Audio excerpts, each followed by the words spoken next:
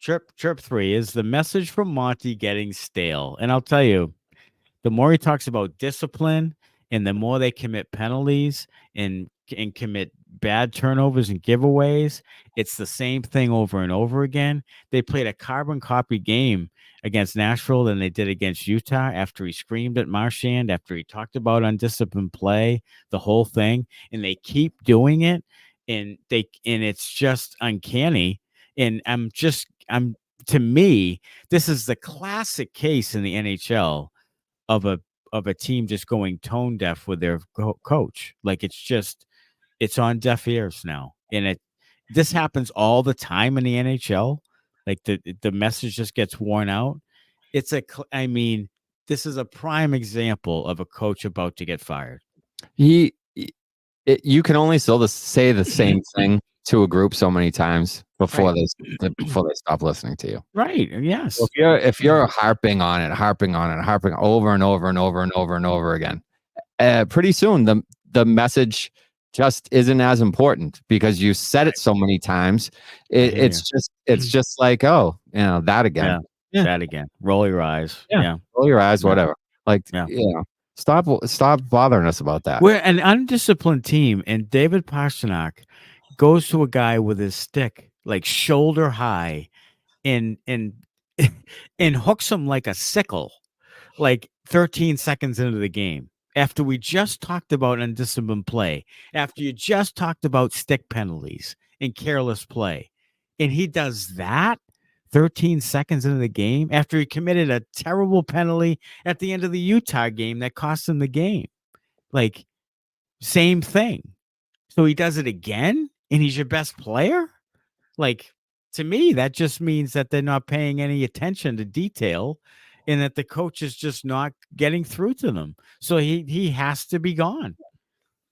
Yeah, I don't know. I don't know what's going to happen.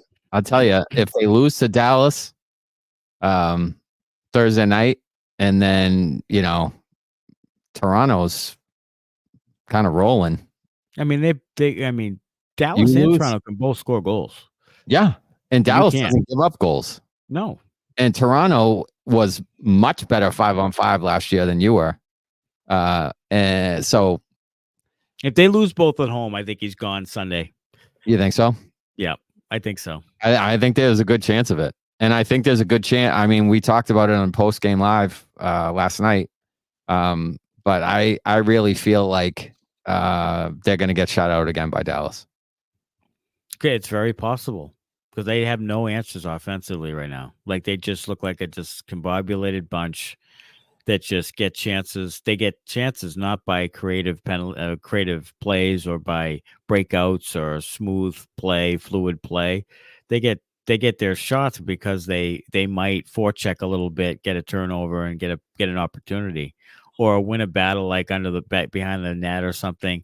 There's no real good creative offense from them. I don't feel like they have any chemistry. I'm not sure they know how to play well with each other. I don't know if they're taught how to do rushes.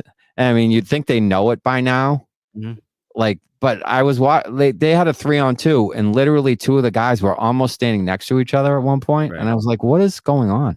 Yeah, like, how is this productive offensively when you're coming into the zone and you're essentially standing next to each other on a 3-on-2?"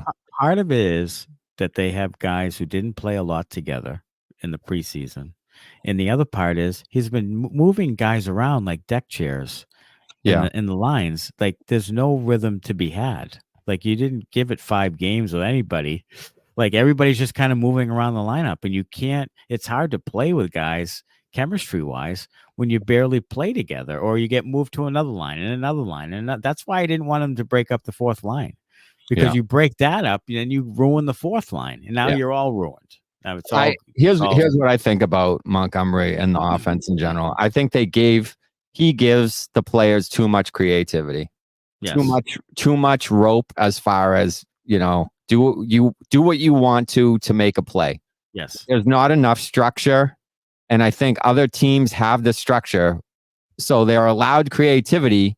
But look, it's still like if it's a 2-on-1, the other guy has to drive the net, or if it's 3-on-2, the first guy drives the net, the second guy comes in behind. Like other teams will give a guy, room to make a play within the structure of you still have to do these things when we're in the offensive zone. Like the Bruins will let you go wherever you want.